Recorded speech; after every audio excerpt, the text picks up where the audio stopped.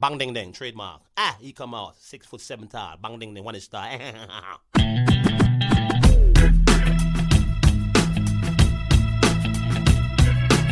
dong ding dong ding dong ding dong ding dong ding dong ding. It is a perfect day.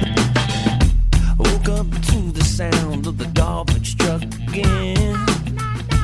Upstairs neighbor's toilet's leaking on my head. Cars broke down, I missed the bus, there runs a 10. I had a feeling this was a day to stay in bed.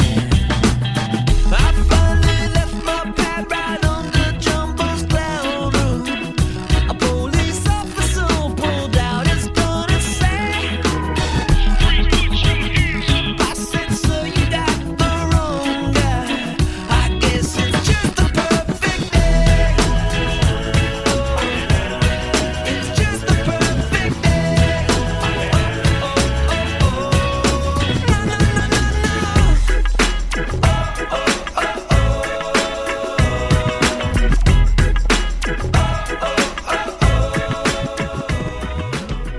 Hey everybody, welcome back to Eggs. This week we have special guest Derick Van Ness. Derick is a wealth strategist who is passionate about helping people reach their full potential.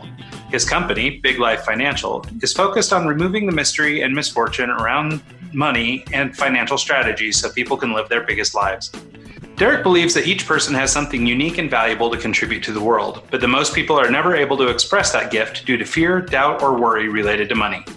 His mission is to eradicate that fear and fundamentally change the way people think about and utilize money within the next generation. Derick's company can help anyone, but it's specifically focused on small business owners and has already helped thousands of them to create financial certainty and confidence. He is a straight shooter and has an uncanny ability to explain complex concepts in a simple way that allows clients to see massive results. Here to talk about all that and so much more is our guest, Derick Van Ness. Hey, Derick, how are you, man? I'm great. Great to be here with you guys. Yeah, glad to have you. Thank you so much for making time to do this. We really appreciate you giving us your time. So thank you. Absolutely. Well, cool. So to kick this thing off, let's just get into a little bit of your background, who you are, where you come from, and what you do. Well, I'll give you guys a little different view of me than the typical person, because I know you're both creative guys and like a lot of different sides of things versus just the business side, because that's what I do for a living. But a huge part of who I am is, I'm a creative person. I'm an artist. I do competitive swing dancing and have done partner dancing for many years. Got a dance degree in college to go with my business degree. And they kind of gave me a hard time about that. They said, we can't really consider dance a legitimate minor. And I said, what if I want to own a dance studio? And he was like, all right, I guess I'll sign off on that. So been really passionate about that for a long time. And I bring a lot of that to my business, right? A lot of the keys to what we do for people is finding a way to relate with people. And I think you guys probably get this. You run a podcast. When you experience a lot of things and you find different ways to see the world, you're able to connect with and relate with people differently. And I feel like that's something that being a creative person has really brought to what I do, because quite frankly, a lot of the business and financial guys aren't that, at least not in a traditional sense. So grew up being a kind of a sports guy, but as I got into college, got really into the arts and into philosophy and into religion. I think I'd just always been driven to express myself, and started my own business a couple of years out of college, because after working in a cube for a few years, I realized that felt like being a caged animal, which isn't really my jam. So I had to quit that, and I started flipping houses before flipping houses was a thing. I just like the idea. I grew up in construction of taking something ugly and making it pretty. Like, it was literally that simple. There was no shows about it or anything like that. But I just thought, if I can buy a house, live in it for a couple months, make it really cool, and then sell it, do that 3 times a year and make $100,000 a year, that'd be pretty cool. At 26, 27, that seemed like a really good idea. So I started doing that, but then it turned into a big thing. And that's really when I learned a lot about business. Is I got to where I was doing 3 a month instead of 3 a year. And that's a major operation, because, to buy, fix, and resell a house takes about 4 to 6 months. So if you're doing 3 a month, you're talking about 15 to 30 projects going at any given time. It's a lot to manage. And Yeah. So I had to get really efficient. And that's where I fell in love with like business and finance and all that, because creative ways to motivate my team and to leverage money and to build relationships, all while managing all these projects, just became something I was really fascinated by. Spent a ton of money learning about business and finance, probably $150,000 in that era, just going to seminars and trainings and high-end, learning from the best of the best. And so that was a really fun period of life. And then 2008 hit and kind of knocked me on my butt. Right. Yeah. I'm sure you guys have never heard that before. Right. Nope. It seems to be a common thread in most real estate conversations that we have. Yeah. Yeah. Basically for like 2 to 3 years, like real estate as we knew it didn't exist. Right. Like I don't know until we just had this pandemic, if that's ever happened where it was just like, oh yeah, there's this industry that's thriving and now it just, nobody's lending. Banks just stopped, but they didn't tell anyone. So at that point, a good friend of mine took me and brought me to the financial side. He's like, hey, you've got all the financial training. You're an entrepreneur. We work with business owners and you've got the skill set and the understanding of what it's like to be a business owner. I really want you to come and teach these people about money. And so we started working with a lot of people who are good at what they do, like a lot of artists, right? But we also worked with a lot of medical people, great at what they did, just didn't know anything about money and finances. So they're kind of on what I call the financial treadmill. Like money comes in the front and out the back, and in the front and out the back. And they're just running as fast as they can and not getting anywhere. And that becomes really tiresome after a while. So, so that kind of got me on the trail of like really loving to work with business owners and helping them demystify money. Because I think, and you guys would probably agree with this, like the reason my business is called Big Life Financial is I feel like money's the reason most people don't do what they want to do with their life. So if we can help people get that out of the way, then you can like live the life you're here to live. And I think everybody has something to give the world.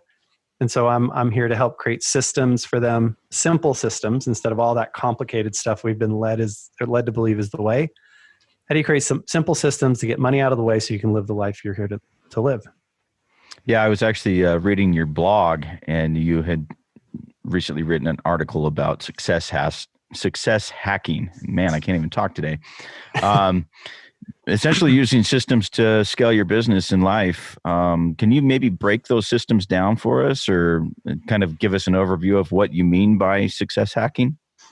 Sure. So a couple of things there, like I write a lot of articles, so I'm not sure which one you read, but, but really the philosophy is anything that you're going to do repetitively, if you can find a way to reverse engineer what's the ideal process for getting the outcome that we want, right? And then build that into your business, schedule when it's going to get done, how it's supposed to get done, and make sure that whoever's supposed to carry that out knows that's their job, whether that's you or someone else. And by systematizing it, what it does, it lets your brain rest so you can focus on the creative work. Right? Like I'm currently building a Facebook group and we are building a lot of leverage and a lot of momentum there. And it's like for me to figure out every day, what am I going to post? What should I do? Like as a brand new thing is a lot of work. But now I've got it down to on Monday, I do this. On Tuesday, I do this. On Wednesday, I do this. On Thursday, I do this. So my brain doesn't have to keep figuring it out. There's a system in place. So I'm able to be much more productive. I'm able to engage the creative brain while still creating that consistency, which I think is one of the things that a lot of people miss. You got to have consistency to get long-term results. Yeah, I can imagine that with your home flipping in the early days, you had to develop systems like that to be able to do so many homes in such a short amount of period of time. I assume that most homes and rehabs probably have similar problems and similar things you have to overcome. So by developing a system that kind of check this, do that, do this, and then it kind of does it most of the work for you to an extent. So it's very insightful on your end to frame it in that way as a system. Yeah, it's interesting. I'm sitting here thinking, as a creative person myself, the prospect of developing all these systems isn't exactly second nature for myself or many creatives that I know. And, I imagine, to Mike's point about having these different processes and things like that for house flipping, I suppose in your business, you come across these kinds of things also as you're dealing with a lot of artists, for example.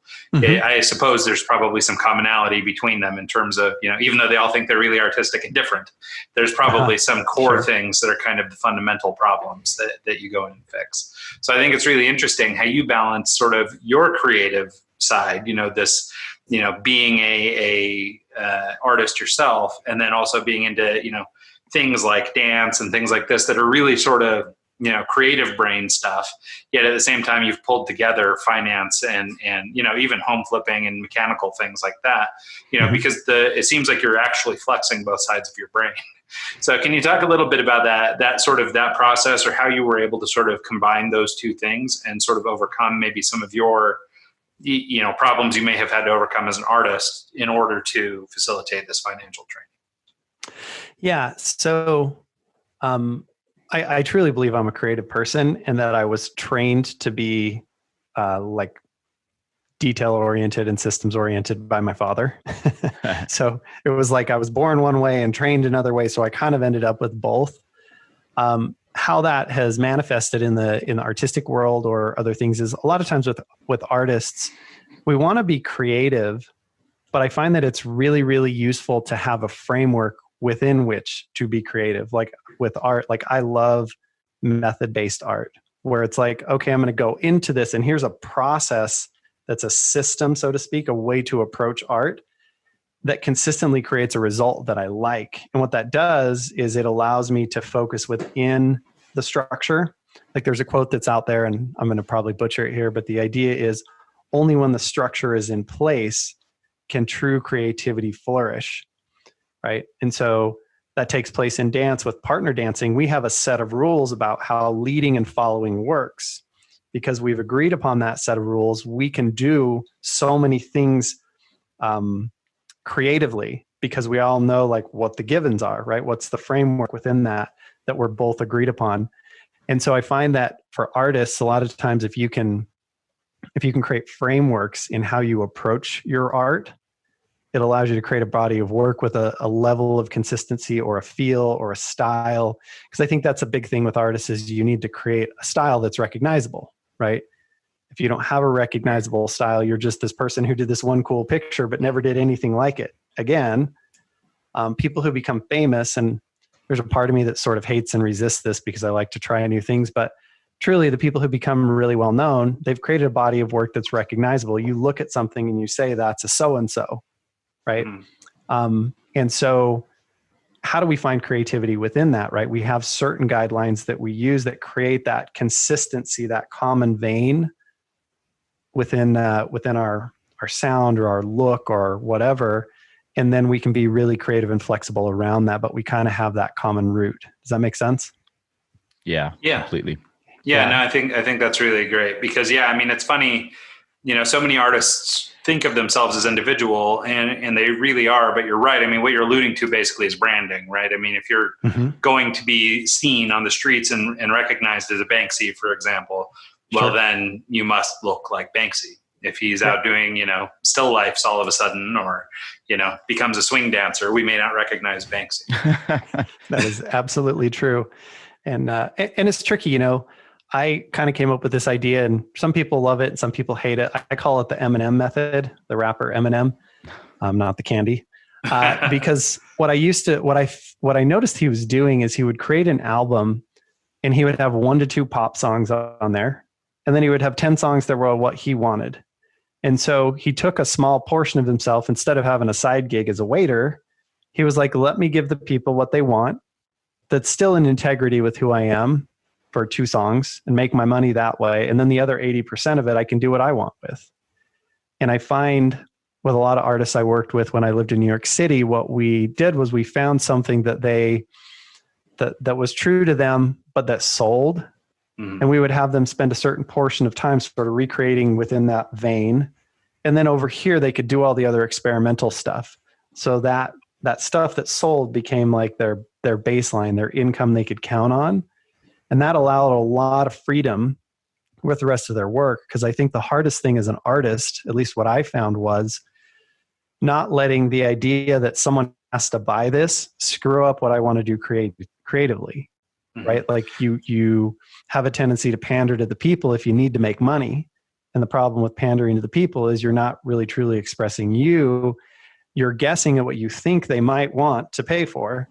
And that just like takes all the power out of it, in my opinion. So I found that if you can find something that pays well, that's still in integrity with you, that creates the freedom to do what you want elsewhere. Well, and it's true all the way to the most famous or the biggest names. You look at the Picassos and stuff, and he's known for the janky faces and things like that. But if you go to like I think it's at the Met in New York, they've got pictures of sort of old Greek figures and things like this that he's done that you wouldn't think of as a Picasso, but it was still him, but that was probably the stuff that, he was doing on the side while he was doing crazy faces for people who were buying stuff. And so it's, it's really interesting that you put it that way. It's, cause it's funny, again, we think of as artists of being so aloof and so out there, but even if they're consciously doing it, they're developing these systems. Yeah. I think that the people who, I don't know if it's that they naturally do it or they have a good business person that helps them do it.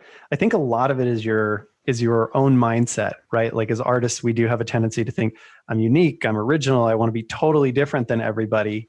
And because of that, we have a tendency to not want to sell out. And even if something that we do becomes successful, we feel like we have to totally reinvent ourselves.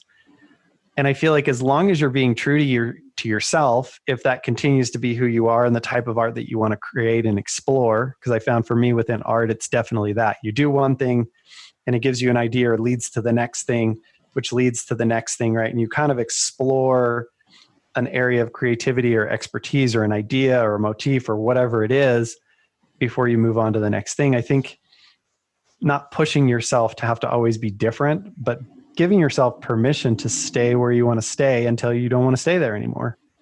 Right. And not making it wrong if people like what you do.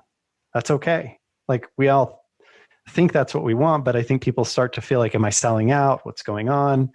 And I think that's an honest question, but I don't think we should let that be the driver.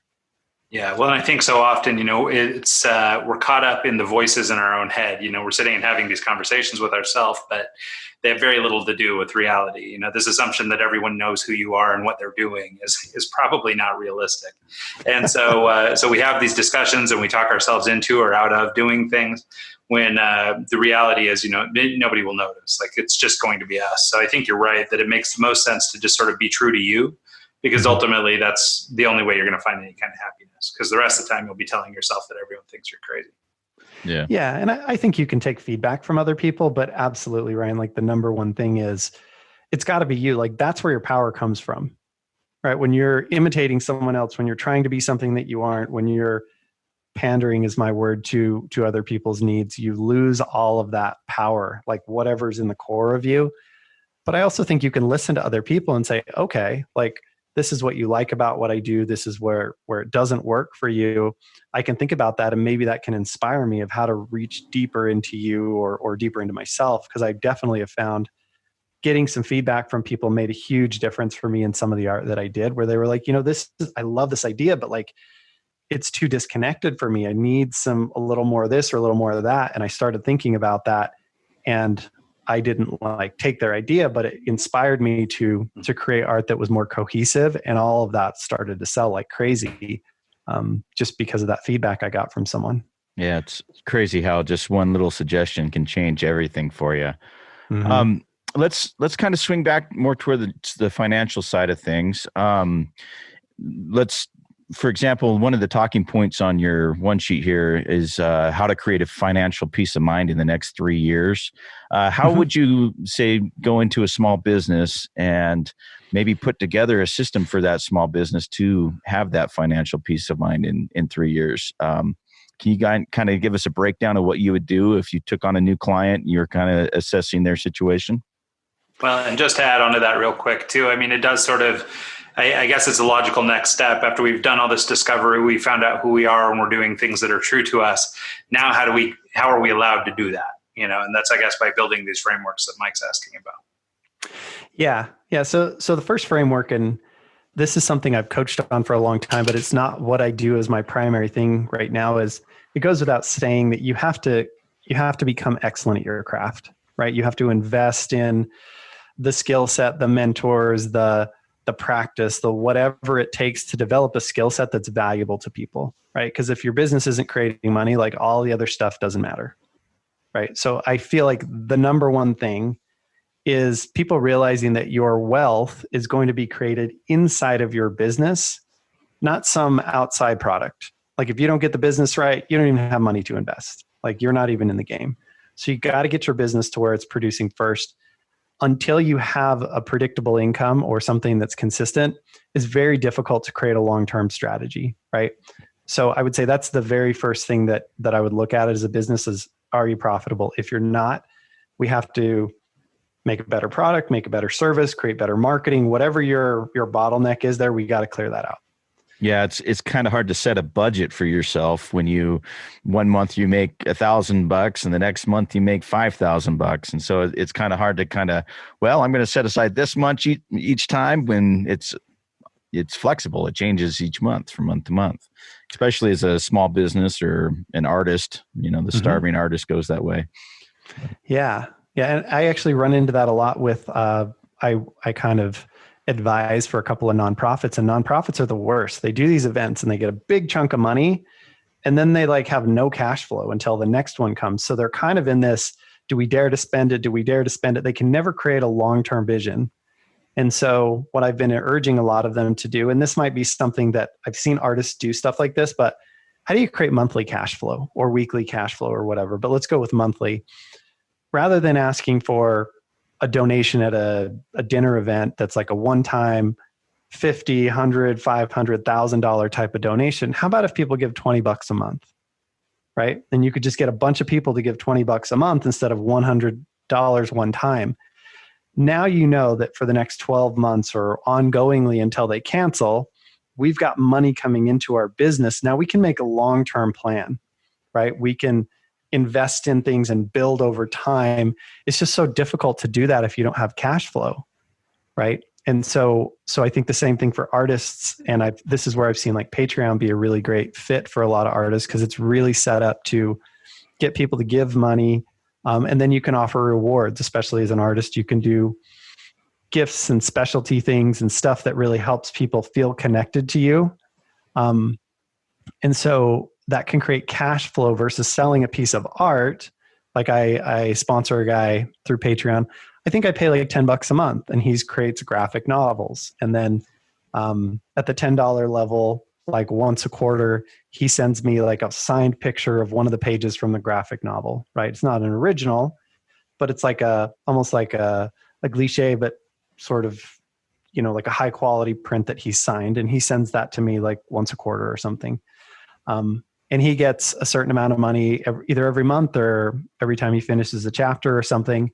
But he's created cash flow for himself. As he does the work, he continues to get paid, and then he rewards us in a way that works for him. Maybe it costs him $3 to mail it out to me. And, over that period of time, he's gotten 40 or $50 from me. And he's creating a fan and he's keeping me engaged with his art. And it's just like a different way to engage with people. But I thought, as a contributor, it's really cool. It keeps me connected to him and his art. And for him, it allows him to ongoingly continue to do the things that he wants to do and get paid for his progress. So I think cash flow is a really big deal for businesses. Without it, it's really, really hard to build for the long haul. And it really does take a long-term vision to get there. Yeah, it kind of reminds me, we had a guest on kind of early on in the show. His name is Anderson Blue, but he does sneaker prints where he'll do like LeBron James in his shoe and he's like doing a crazy dunk or something. And he does batch quantities. He does like, I'm going to release 100 copies of this piece of work. And he usually has them pre-sold before he even finishes the piece. So he's promoting it the whole time he's drawing it. When he releases it, he usually has them all sold before he even ships them off. And that's he knows it's X amount of dollars, X times this equals what I'm making. And then he just works on the next print when he needs his next cash flow injection. So, well, and for someone like that, like if we're just talking purely in terms of cash flow, right, he can do it any way he wants. But you might say, you know what, instead of selling those shoes for $150, how about if you sell them for 10 payments of $15 a month, right? So now you don't just blow all the money the day you get paid, and then you're trying to stretch it out, because that puts you into a state of scarcity. I have a finite amount of resources before I have to go and do my next thing. But if you get 100 people who do it, now you know I've got $1,500 a month for the next 10 months. It's a different mindset, right? Like it creates confidence, it creates clarity, it creates certainty. You're not always in that urgent, like, do I dare to spend this dollar? Because every time I spend $1, I have a dollar less, which is totally like a shrinking mentality. If we want to be business owners, if we want to be artists, we have to have like that exponential, that creation mentality.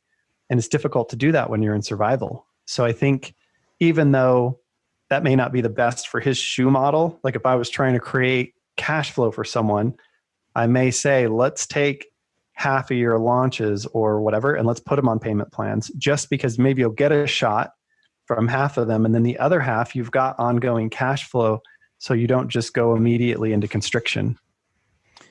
Yeah, it almost kind of makes me think of the passive income, like with real estate, or like with, I don't know, like a software as a system and having a subscription, you know, that Sure. is almost kind of the method you're going after there.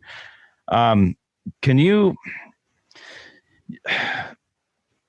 with everything that's going on with COVID right now, the stock market and all these different, you know, what's a good way to kind of invest as a small business owner into something that's recession proof, or this, you know, like, is real estate the way to go? Because I'm almost like thinking right now that if I own a bunch of rentals, I'm not seeing checks coming in right now with COVID going on. It almost seems like that's not the way to go, when really that's what I've been taught my whole life is real estate. That's what you want to invest in. Sure. What's a good option these days?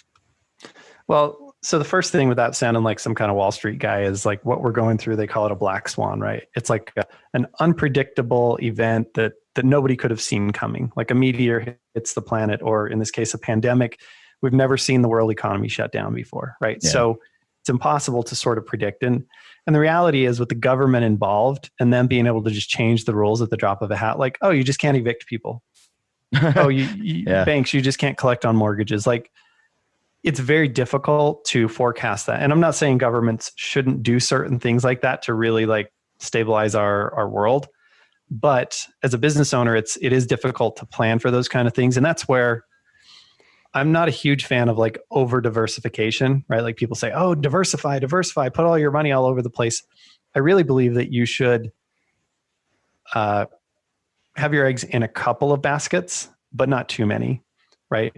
So the way that we teach people to do that is, I think your business is one basket, right? Because you have the most ability to impact and control that. You can pivot on a dime. You understand your economy, your market, you understand all those kinds of things. That's your first thing. The second thing is, we teach people to, of course, you got to have some cash savings, right? You want to have an emergency account for these types of situations. Because if you don't have cash savings, you're always living on the edge. You make bad decisions. You're always making short-term decisions, which generally speaking is not a good idea. Like if you try and plan a vacation, COVID aside, if you try and plan a vacation for next week, you're just going to get screwed on everything, right?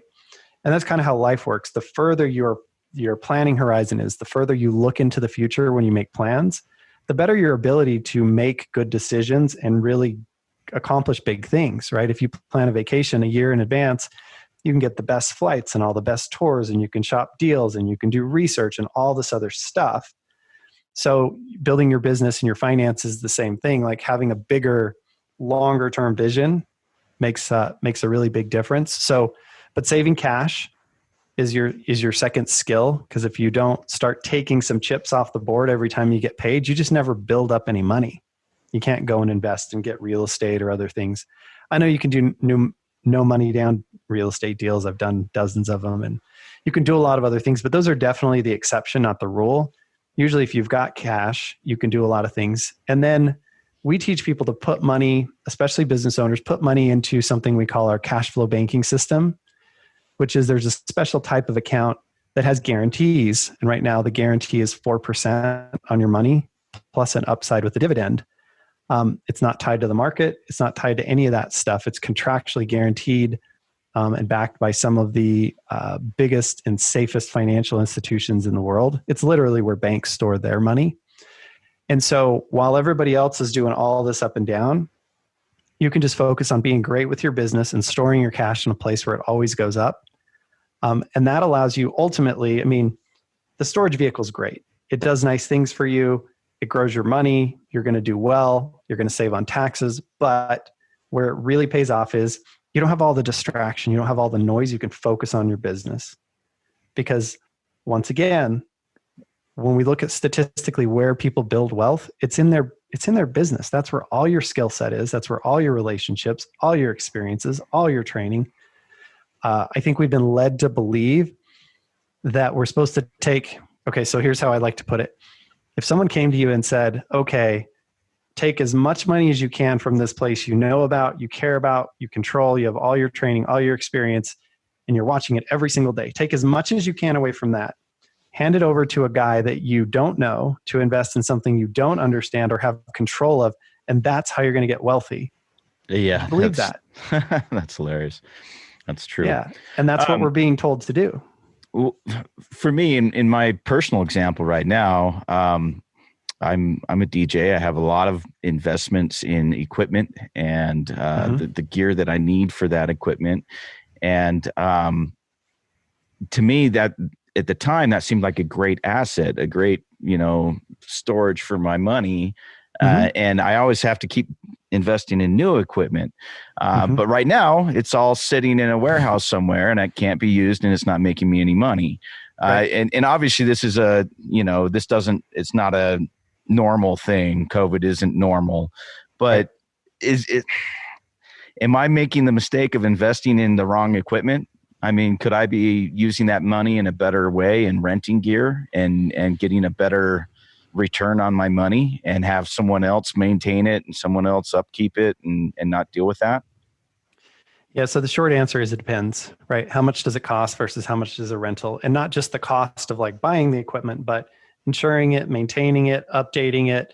Like you'd probably have to do some sort of cost benefit analysis and say, what are my real costs? How much would it cost me if I did rentals per year versus buying my own equipment? I mean, I think there's some value in having your own equipment and being able to customize it and get it set up exactly the way that you want. But I think that's a realistic conversation. But the reality is like, that's probably like every business needs equipment, right? We all need computers and phones and tables and chairs and whatever, even if you work from home. And if you've got a big business, you've got auto shop lifts or you've got servers for software development or whatever. Like, I don't know that there's a way to really get around it. So I don't think that's ever a bad investment, like in your business, if it's going to make you more money. So how would you define the difference between good debt and bad debt? Like if I'm taking on a loan to buy this equipment, is that considered good debt? You sound like you've been looking at my YouTube channel. Yeah. Yeah. So the difference where I draw the line in good debt or bad debt is, here's the simplest version of it. Good debt is debt that you take on that's going to make you more than it costs you.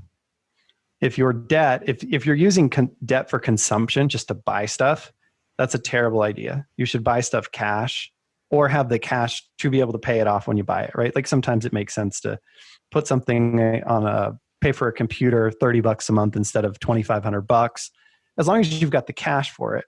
And a computer will make you a lot more than it will cost you. But where I see people making mistakes is they're paying for stuff they can't afford.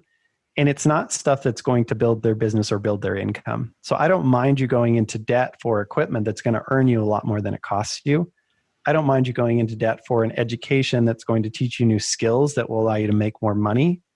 But if you just want to buy a bunch of cool clothes just to look cool and you're not going to make money from those, I think that's a bad use of debt.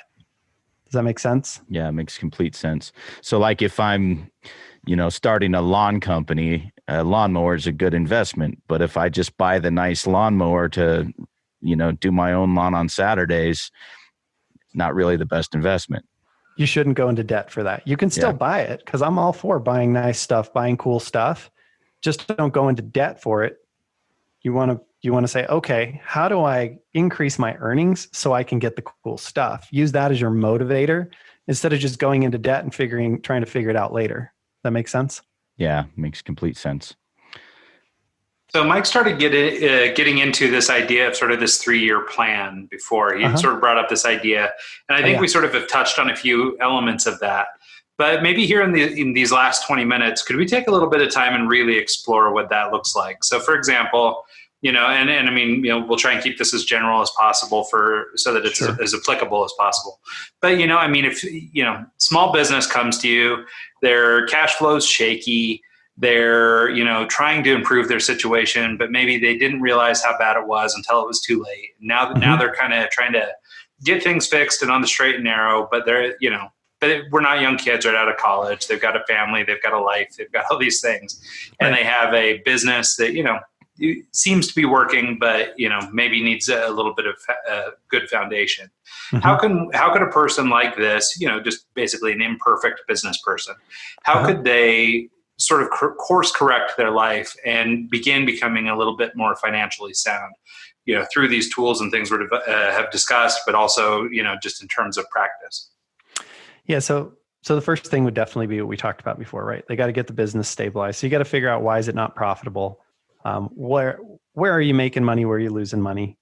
Do more what makes money, do less of what doesn't, right? Like, that sounds really simple, but sometimes, you need to be aware of that. And a lot of business owners just aren't. So you got to stabilize the cash flow of the business. You have to create savings as a habit, because savings as a habit is going to ensure that you get richer every single month, every single year, right? Once we create savings as a habit, we can start putting some of that money to work. We use, like I said, our cash flow banking system to make sure the money's always going up. And then the other big thing that we see that a ton of businesses miss out on is, once you start making some decent money, is tax efficiency. I know it sounds ridiculous, but on average, per $100,000 of income that we look at, business owners are paying about $11,000 too much in taxes. So if you're making $200,000, you're paying $22,000 a year in extra taxes. And on top of that, anybody who's in a science-based field, we help companies file for research and development credits. So if they're a SaaS company, or if they're anything medical, anything construction, anything manufacturing where they develop or create new process systems, that kind of stuff, like, there's a lot of credits out there. And in the last 5 years, it's gotten to the point where there's software that has enabled it so that firms can do this for the little guy, right? Most regular CPAs don't do it. They're specialty firms, but we represent a couple of them.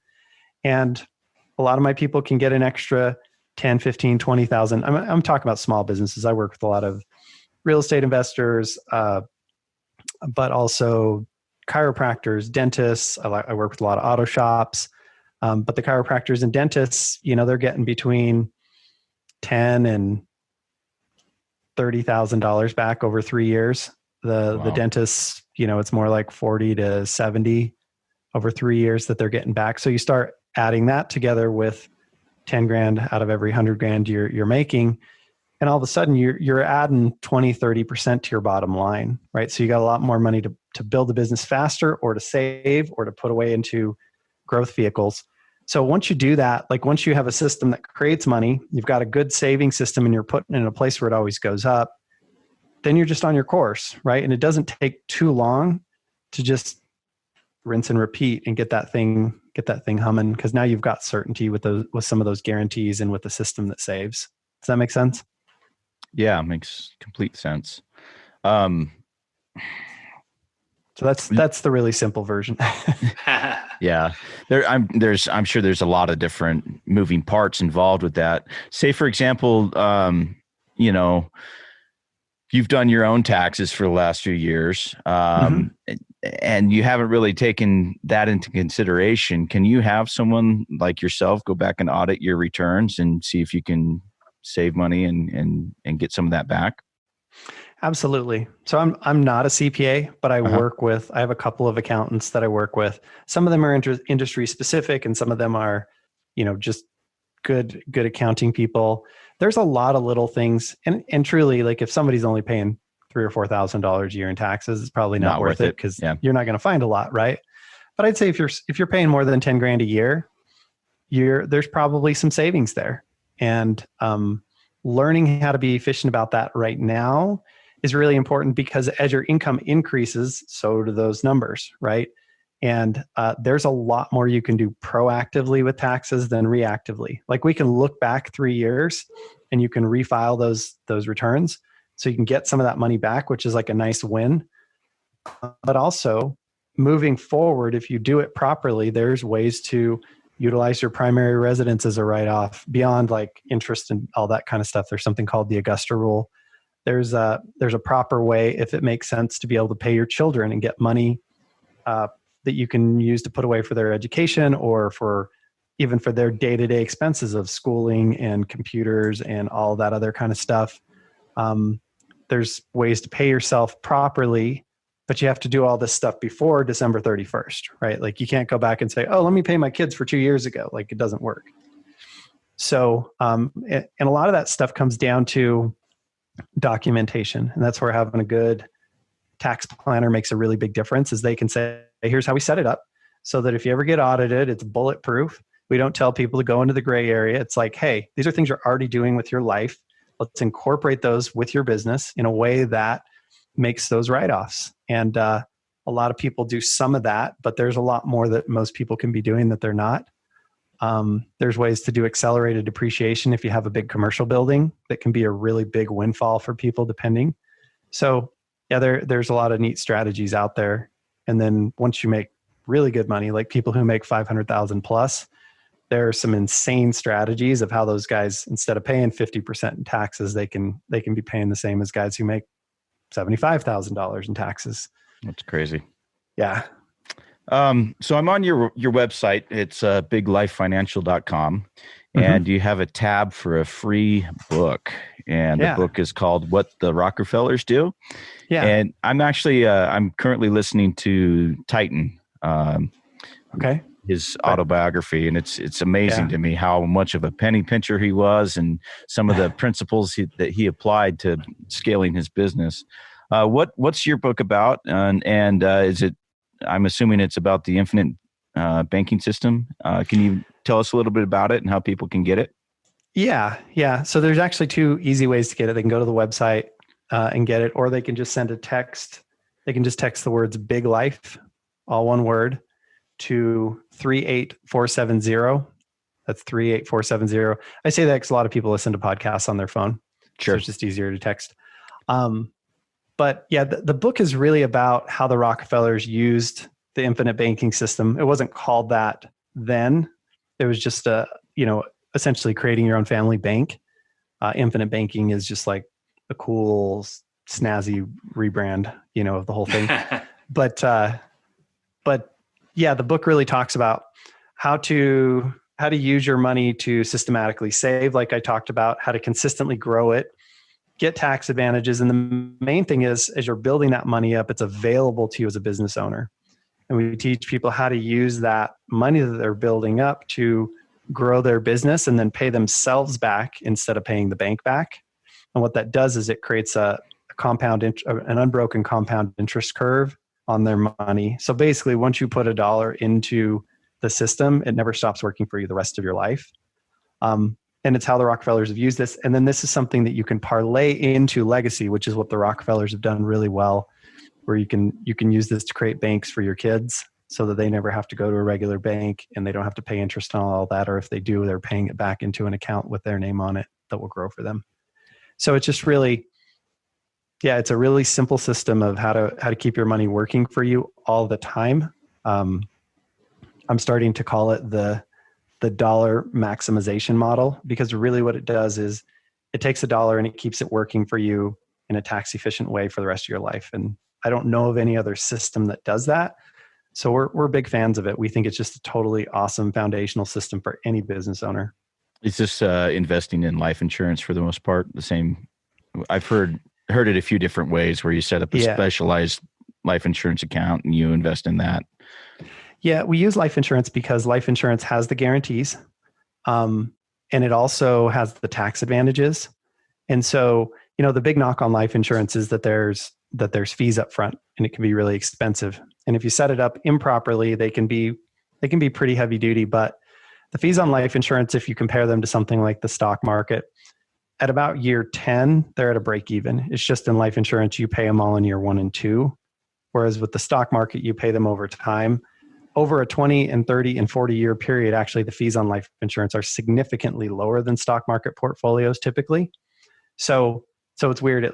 It gets a bad name because of the fees up front, but we structure it to minimize fees, maximize the cash growth, and maximize the tax benefits. And when you do all that, it's kind of like real estate. If someone used or thought the only way to do real estate was to go to a realtor, pay full blast for a brand new perfect house, like they're paying max for everything. And that's how most agents sell life insurance. What we do is kind of the creative real estate version of insurance, using owner financing, using special terms, setting everything up so that it works and it all fits together. And I've done a ton of creative real estate deals, so I can tell you that the two are very similar in the sense of like, how do we stack everything in our favor so that we're getting the most out of our money? And I just love it because it's a place where you can grow your money and have access to it at the same time. Usually as a business owner, you have to choose one or the other. So, stats are getting out right now that 60% of the people in the U.S. don't even have $400 in their savings account. I don't even know if that's an accurate number. I just threw that out there. But what I'm getting at is if you only have $400 in your savings account, is that enough to start one of these, or you need to have, 10 grand to be able to kind of put a nest egg in and get it going? Yeah. So the good news is you don't have to make a ton of money to get started. I would say being able to save $300 a month is probably a starting point. So quite frankly, a guy who doesn't have $400, he needs to invest in his skill set so he can make more money. He needs to reevaluate his spending, because that tells me that whether he makes a lot or he makes a little, he's spending every dollar he's making, right? So he needs to make sure his income's enough to live on, and then he needs to learn how to save first. And then once he gets 3 to 6 months worth of savings, so he's learned how to save, then we can start saving that into a better place, like a life insurance policy or some other vehicle. And that would be the next step. So I would never take someone who has a ton of bad debt. Like if you got a bunch of credit card debt, you shouldn't be doing this system. We should figure out a plan so you can knock out the debt first, because put money into life insurance, but paying 27% on credit cards is silly. Yeah. And I see a ton of people doing it with 401k. They're putting $500 a month in a 401k and they've got 20 grand in credit card debt. And I'm like, hey, how about if you just stop that, pay off your credit cards? That's a guaranteed 27% or 19% rate of return every time you pay down that credit card. That's not money you'll get, but it's money you don't have to pay. So the net effect on your bank account's the same. So there's an order you do these things in, right? So you got to save first, and you got to have some basic insurances, homeowners insurance, auto insurance, health insurance. That sounds elementary, but the problem is people go out and they build a bunch of net worth. They don't have a homeowners insurance or something, and their house burns down, or they get sick and they lose everything. Like I broke a femur snowboarding back in 2006. It was $187,000. Oh my goodness. If I didn't have insurance, health insurance, like I hate paying for health insurance, but it's protection against not losing everything, right? So you got to have that. You got to have savings, got to pay off your bad debts. Then you can do something like this system. So for a guy who doesn't have $400, I would say, learn how to save first. Let's reevaluate your expenses. Let's make sure you're earning enough. And if you're not, let's invest in your skill set so you earn more. Then we'll learn how to save. Then we'll learn how to grow your money. That's the order you want to do it in. That's great. With this type of system, is there asset protection built in? If for example, you have $100,000 built in that account and you don't have health insurance and break your femur, can they come and take it out of that account, or is it protected? So every state has some level of protection. It varies quite widely from, I think in California, it's like $20,000 worth of protection on your cash value. Whereas somewhere like Arizona or I believe Maryland, don't quote me on this, you'd want to look it up, but they have 100% protection and everything in between. So yes, it has some asset protection, but it varies quite widely from state to state. I wouldn't encourage someone to get into it just for that reason, because I'd be asking the question of why are you worried about asset protection? Maybe you need an attorney, right? But yeah, that's one of those benefits. I don't push it too hard, but it can be a huge asset. I honestly, back in 2008, I had to file a bankruptcy. If I'd had a bunch of cash set aside in a life insurance policy, it would have been really nice to not have to give some of that up. I didn't at the time, but to my own demise. Yeah. Well, we're kind of getting to that time. Any parting shots you want to leave with our listeners, and where can people find you, and what's the best way to reach out? Yeah. I think the best places to find me, of course, the website, biglifefinancial.com. I have a YouTube channel. If you just Google Derick Van Ness, it'll pop up. There's not too many of us out there. And then I'm also building a Facebook group called the Business Owner Success Lab, where I do free training every single week on Fridays. A lot of people have been getting a lot of value from that. So love to invite people to check that out and just continue to learn. A lot of this is just being engaged in the conversation, especially with what we have going on right now with the pandemic and everything. Like, things change week to week. And so continuing to stay in the right mindset, continuing to get varying opinions and really have conversations around this stuff is important, because whatever we think is going to happen is almost surely what's not going to happen. So we really need to stay flexible and nimble and keep our wits about us, not panic, stick with our own brain. And we have to think for ourselves, because there's a ton of information out there right now. And I think people who move too fast or get too crazy, like, the Warren Buffett quote, right? When everybody's greedy, be fearful. And when everybody's fearful, be greedy. What's funny is everyone thinks that everybody's fearful, but everybody's actually being greedy right now, right? Because everybody's like, oh, should I jump in the market? Should I do this? Should I do that? That is not the time to get deals, because everybody's looking for deals, right? So we want to be aware and really think these things through. I think we oversimplify things in the media, and most things are pretty nuanced. The difference between people who make really good financial decisions and people who don't is the difference between someone who looks at the details versus someone who just kind of looks at the surface. And I think that's a big problem that a lot of people are running into. They just want to look at the surface, and they're growing so fast that they make a lot of mistakes. Yeah, I referenced this earlier in another podcast that we did, but that book, Titan, Rockefeller's book, they manufacture their own oil barrels, and they use 40 beads of solder to seal the top. And he sat back and he's like, hey, what if we use 38? And they used 38, and then a certain percentage of them were leaking, and they went up and changed it to 39, and it solved the problem. They were able to still seal all the barrels and contain the oil without the leaks, but they're one bead less in their solder, and that one bead over time accumulated to millions of dollars over the span of Standard Oil, which is incredible to think of, that he's so minute on his accounting to be able to figure out the savings on one bead of solder on his barrels. I mean, that's just mind-boggling to me. So I wanted to bring that back up again, because I'm still in awe about it. But yeah, I think it's a good point, just about being measured and taking your time and analyzing these things, because it wouldn't be obvious to most people, especially if to the point earlier that people are skimming the surface or not looking deep, and not being granular about the research they're doing. In the case of Rockefeller, if he hadn't been being granular, he'd have missed that altogether, and that's a missed opportunity. So, well, another thing too, his wife was just as frugal as he was, and there was a point in time when his kids were growing up, and he wanted to buy all three of his kids bikes, and his wife wouldn't let him, and said, "Hey, we're only getting one, and they can share it." And he's one of the richest people in the world, and his wife wouldn't let him buy bikes for his kids. It's just, it's crazy to me. But yeah. Well, and I sometimes feel like that sends the wrong message, because I think that the whole point of having money is to increase your quality of life. Like, right, to me, like, more money but a lower quality of life is a bad trade. I'll just take the better quality of life, right? So I think there's a difference between being smart with your money and being miserly. Yeah. And there's a time and a place, but there's books like The Millionaire Next Door, and they're like, buy a used car and never wear nice shoes and all that. But like, if you love nice shoes and nice cars, maybe that's where you spend your money. And then you're smart elsewhere.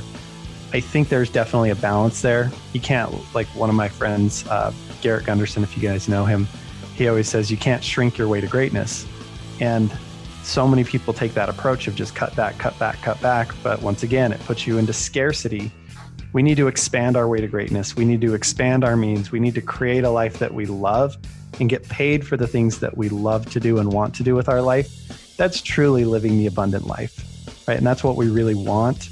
I think sometimes fear, because it's a survival instinct, has a tendency to take over the decision-making, but I urge people to stay away from that. Instead of figuring out how do I cut costs, figure out how do I expand my income? How do I become more valuable? How do I do more good in the world so that I can get paid a lot and do the things I want to do with it and still be smart with saving and all the other stuff? Yeah, I think that's well said. Yep. Well, thank you so much for your time. Yeah. My pleasure, guys. Yeah, it was great. And I couldn't think of a better parting shot. So we'll wrap it up there before we ruin it. So thanks to everybody who tuned in this week and every week. If you have any questions or if you'd like to share information with our guest, all the information will be in the show notes. Tune in next week. And until then, we'll see you. Have a good one.